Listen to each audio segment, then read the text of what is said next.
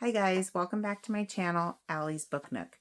Today I'm going to share with you my rankings of the 8 published books by my favorite author, Noelle W. Ihli. So Noelle W. Ihli has 8 books that are currently published as full-length novels, with another one due to come out in July. So I thought now would be a good time to share with you the rankings to date in anticipation for her July 16th release of The Last to Drown, which I'm super excited for. So Noelle W. Ihli is pretty much my favorite author, which is really kind of a hard thing to say. It's kind of like, trying to pick your favorite child. Um, and I'd say her and Kristen Hanna are like right up there tied. But Noelle Ihli is someone that I just really get excited about hearing her new release information and wanting to just read all of her books. And I just really love her writing style. She is primarily a thriller suspense author, including several like survival thrillers, which I love, but she does have a historical fiction novel out there.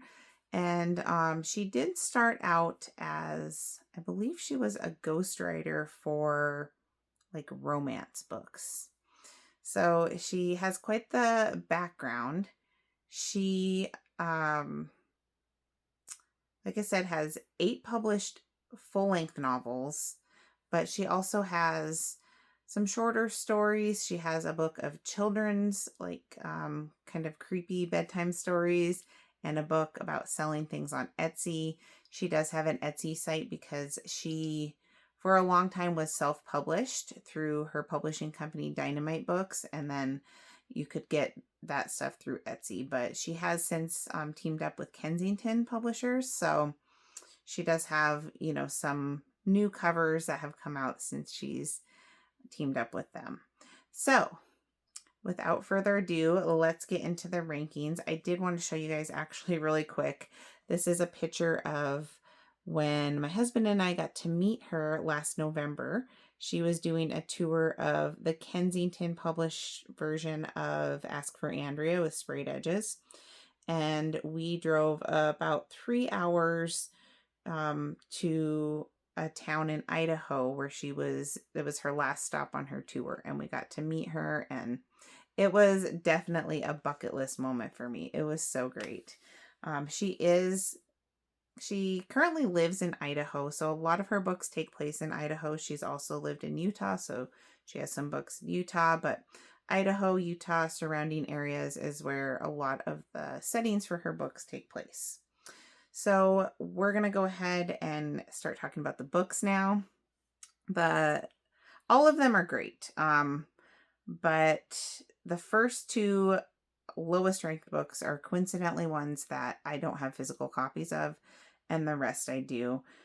So in number 8, the 8th spot, is her first published thriller book in 2021, and that is The Thicket.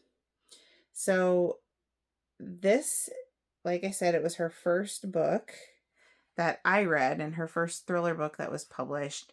And I feel like she has grown a lot as an author. And so it's cool to see that growth throughout her different books. But this is actually probably considered a YA book. And this, while it's classified as a thriller, it's almost more like slasher, possibly could be considered horror slasher.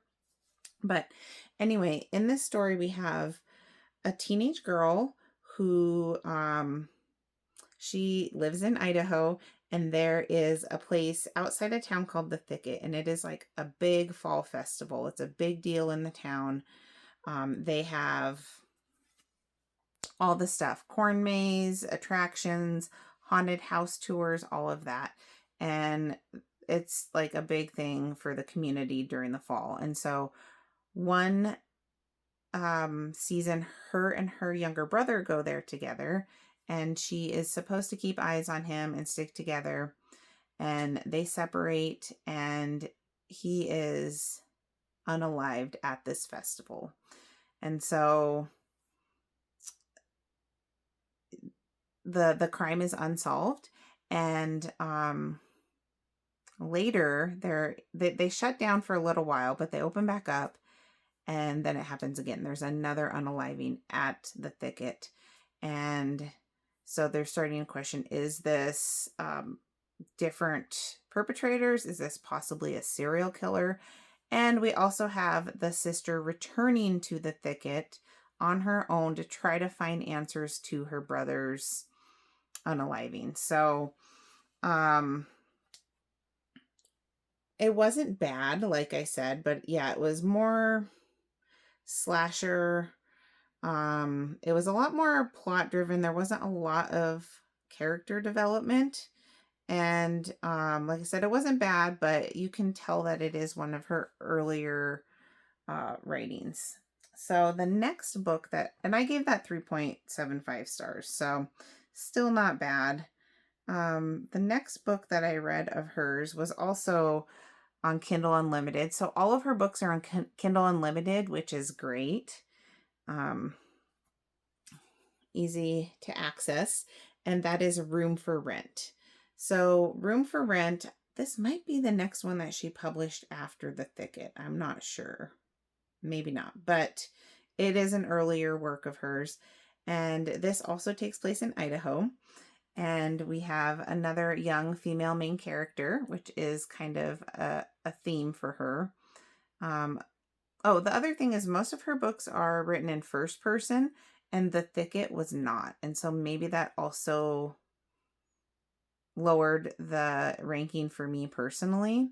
I think she does a really good job writing in first person perspective. But anyway, this is about a young college student. She is in her last semester of college.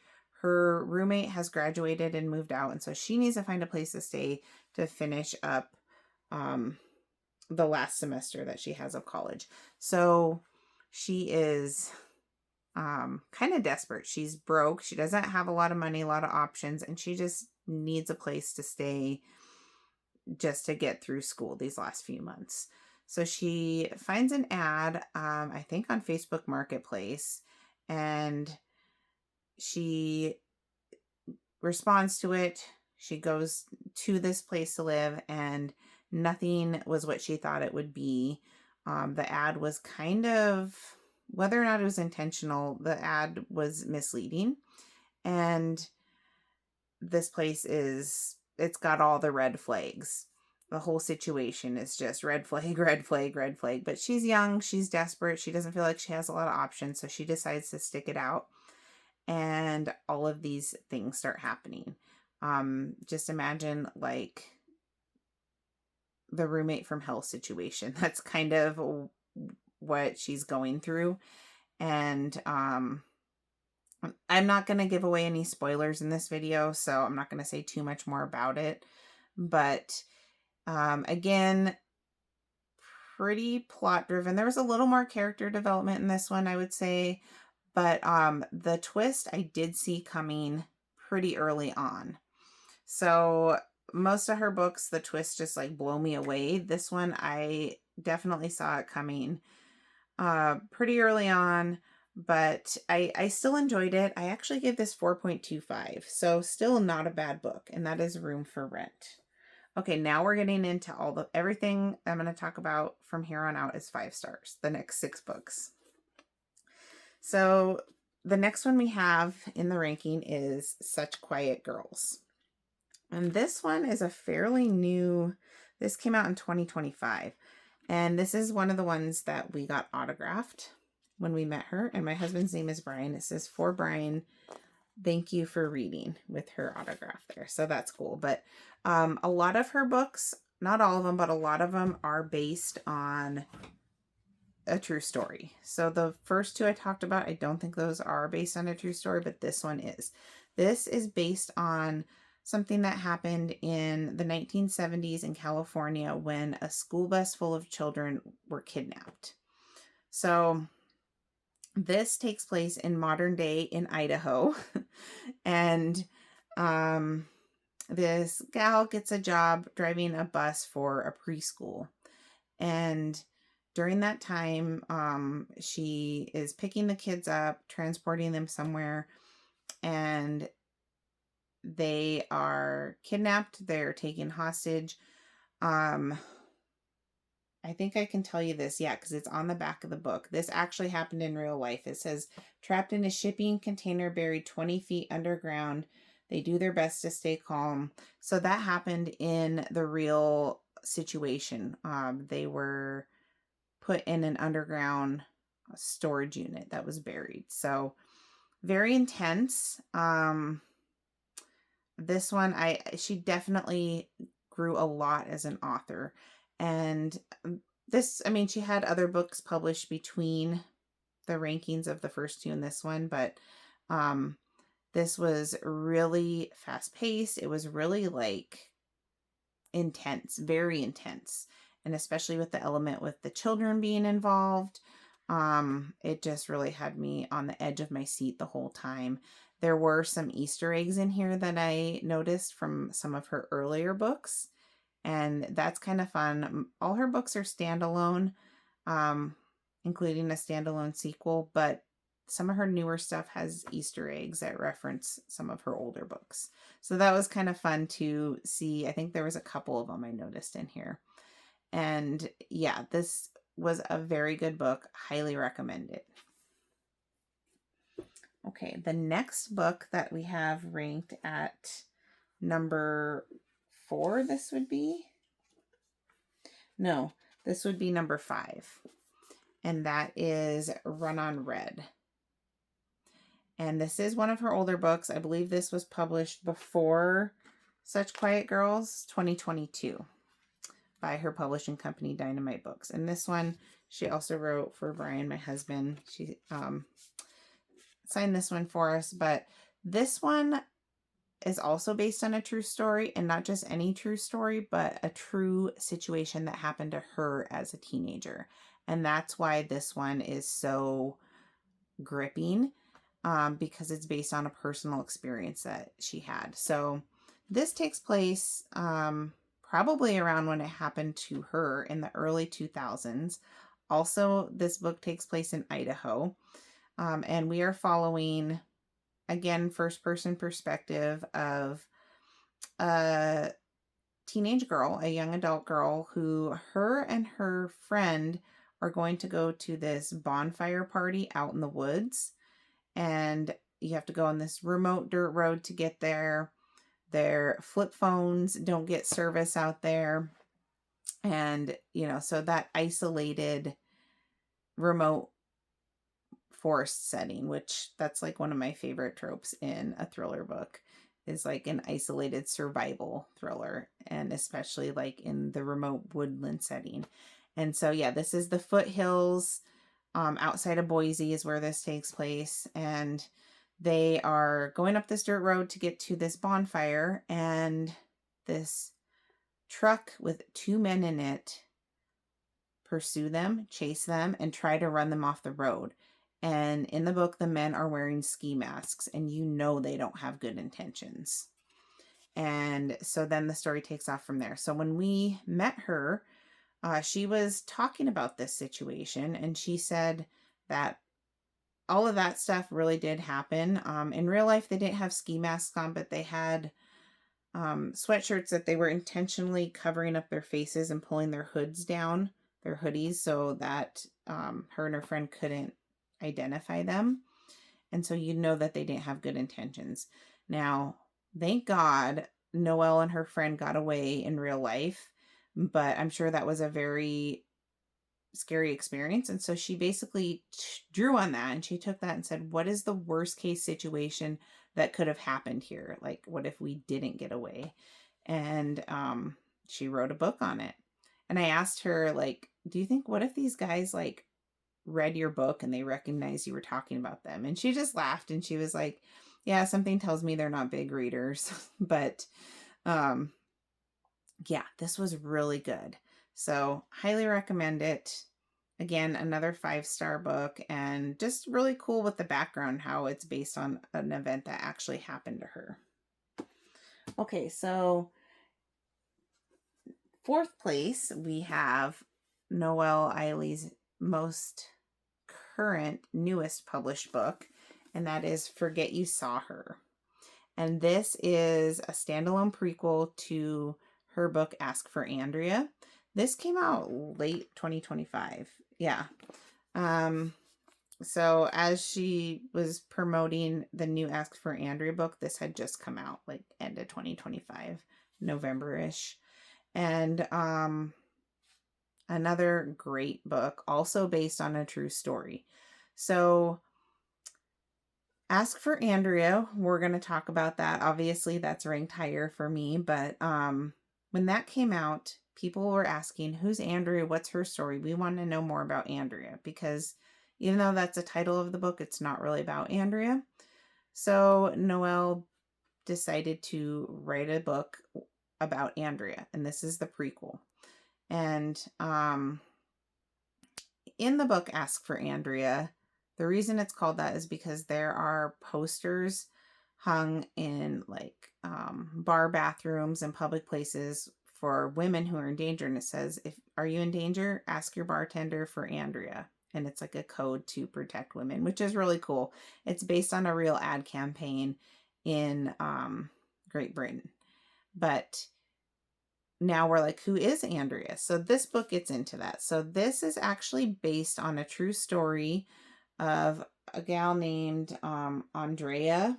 Let me see what her last name is, because Noelle talks about it in her foreword, her author's note at the end. Always read those at the end of her books, and you'll find out more information of the real stories, and then you'll want to research it more. But her name was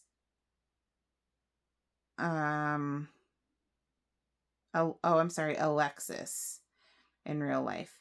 And the mother in real life, her name was Kathy. So there is a lady who gave her daughter up for adoption when she was very young. She had her daughter as a teenager, realized that she wasn't in a position to take care of her, so she gave her up for adoption. Then years later, she is like a grown woman now, and she gets a call from a detective that they may need her DNA to help them identify the body of a missing person, because it could be her daughter that she gave up for adoption years ago. I think like 17 years prior. So then she finds out that her birth daughter is missing. Things aren't looking good. And she goes to investigate herself to find out more what's going on. And what she finds is that, unfortunately, her birth daughter was not adopted into a happy home, and her home life was not good. And so the birth mom has, like, she just has an instinct that something's not right, and she needs to find out what's going on. And so it leads her down this path to try to find answers and get justice for her daughter. And oh my gosh, it is just heart-wrenching. I mean, yeah, so emotional. This book, as well as Ask for Andrea, does have some paranormal elements in it, but it's very well done. And it's not a horror book, so don't let that deter you if you're not into like horror or ghosts, things that go bump in the night. That's not what this is. But yeah, so well done. And so this is actually based off a true story that there is a Netflix documentary out there. I think it's still on Netflix. I watched it a couple years ago, and it's produced by Charlize Theron. Does she say what the documentary is actually called?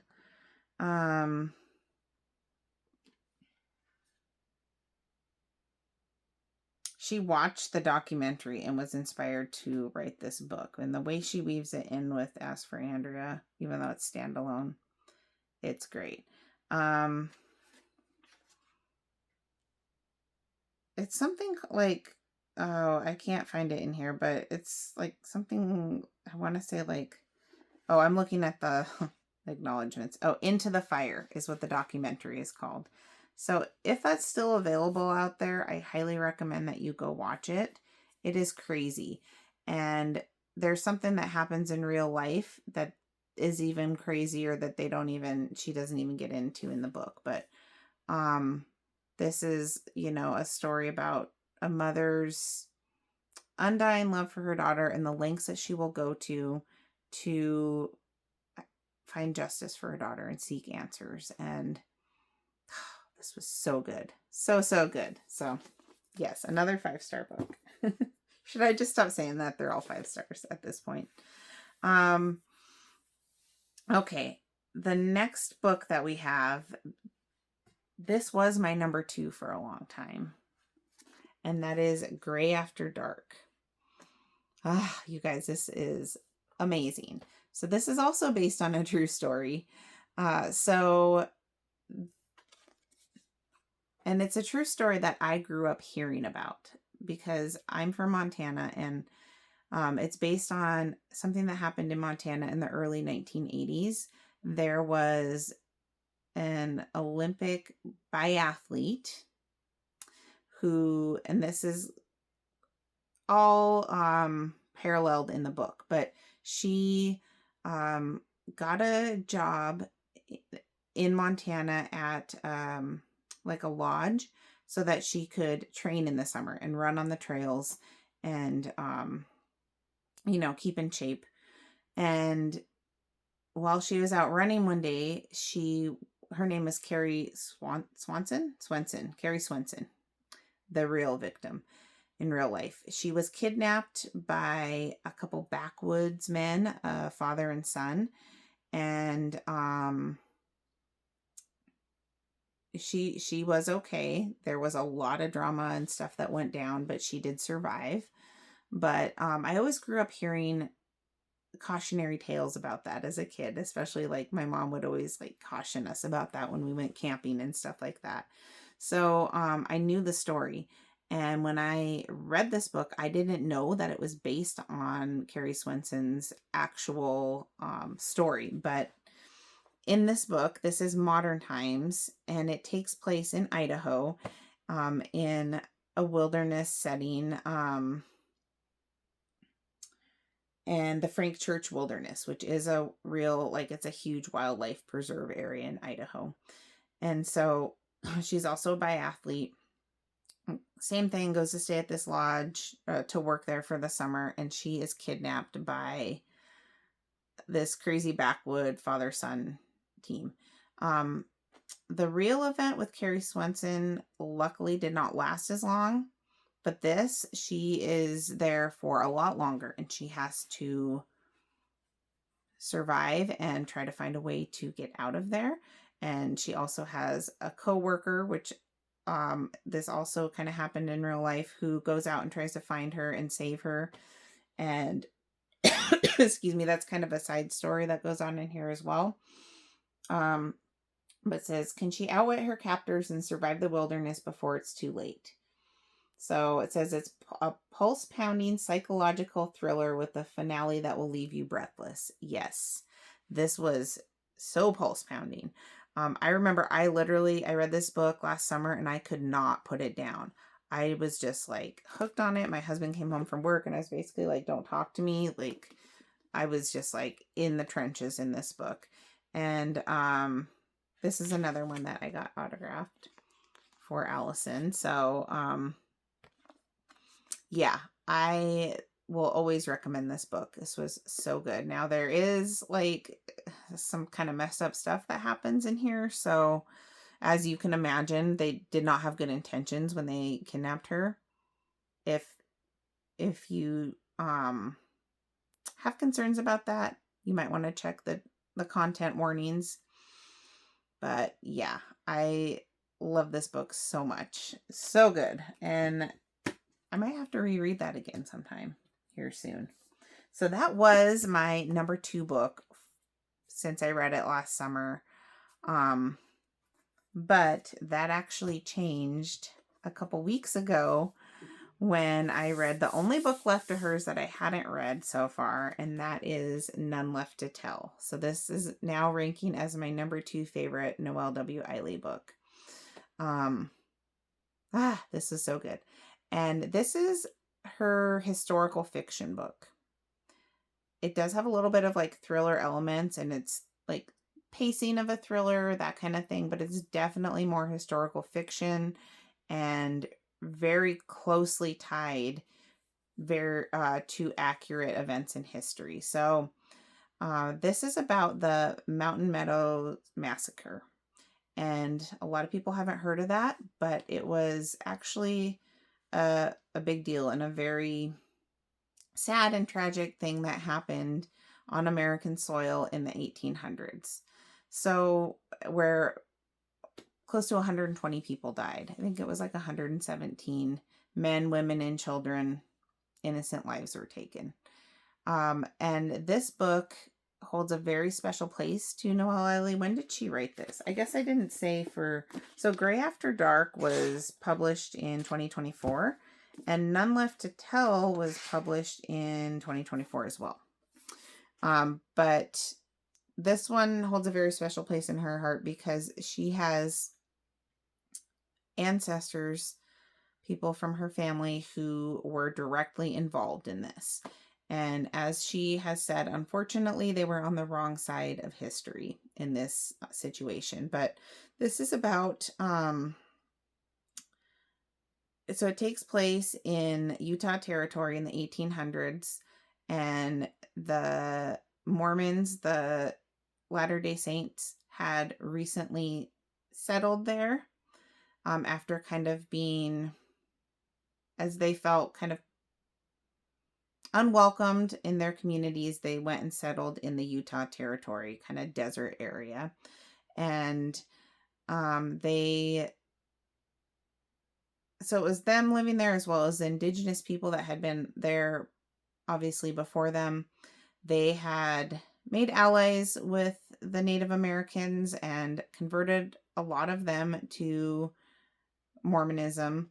And they were very protective of their land and their area. And they didn't like a lot of these wagon train pioneers that were passing through, heading west and using up all of their resources, their precious resources in the process. So there is a wagon train of pioneers that are heading west, have to cross through this area. And during that time, something happens to the people that are already living there, and the blame is placed on the pioneers. And so there is a retaliation, and there's a big standoff. There is a standoff in Mountain Meadows, and it lasts like 5 days, I want to say. And it does not have a happy ending. So this has three POVs of women involved. There is the pioneer woman who is being attacked in this massacre. There is a Native American woman who is tied to the whole thing. And then there is a Mormon woman who, obviously they're all involved in this story, but they all have different perspectives. And she did such a good job with making you really feel for all of those characters, whether they were on the right side of history or the wrong side of history. You did feel for all of them and the struggles that they were going through. And it's really interesting because you don't hear a lot about this. After it happened, the perpetrators did a lot. They took a lot of steps to cover this up and try to erase it from history. And I actually just did a review of this in my mid-May wrap-up where I go into a little bit more detail. But at the same time, I'm not trying to give away any spoilers.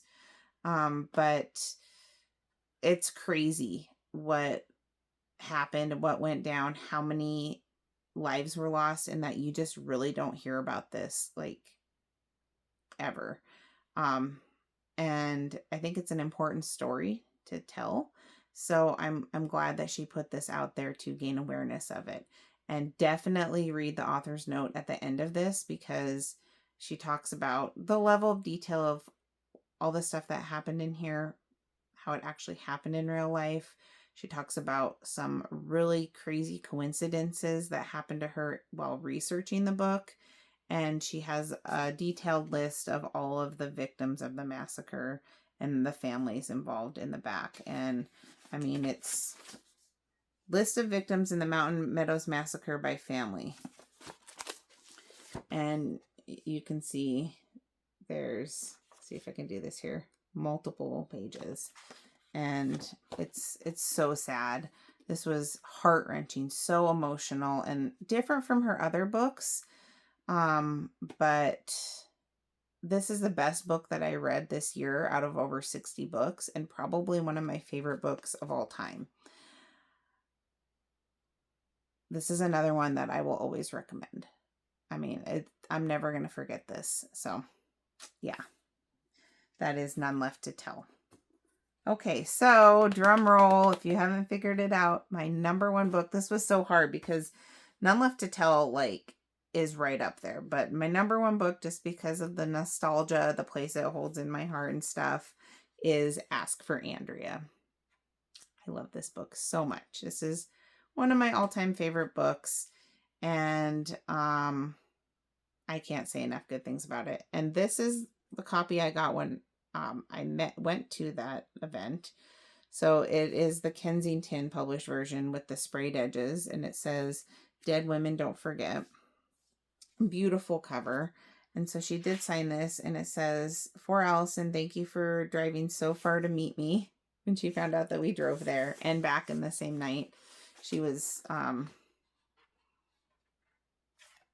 so sweet about it. So this is my first Noelle Ihli book I ever experienced, and I, about 2 years ago, listened to it on audio on a road trip to Colorado where part of this takes place, and it stuck with me ever since. And so when my husband and I went to meet her, we listened to it again, and he is not a reader. He's not really into books, but he really enjoyed it as well. And then read part of it in tandem while we were sitting there waiting to meet her.